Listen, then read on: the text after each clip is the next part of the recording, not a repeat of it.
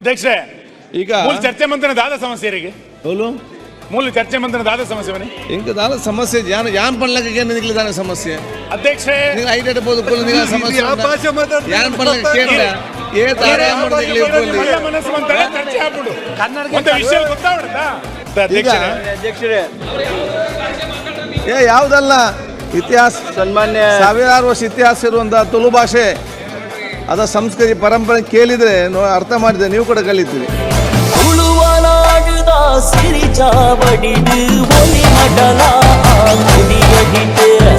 ಉಳುವನಾಡುದ ಸಿರಿ ಚಾವಡಿದು ಒಲಿ ಮಡಲ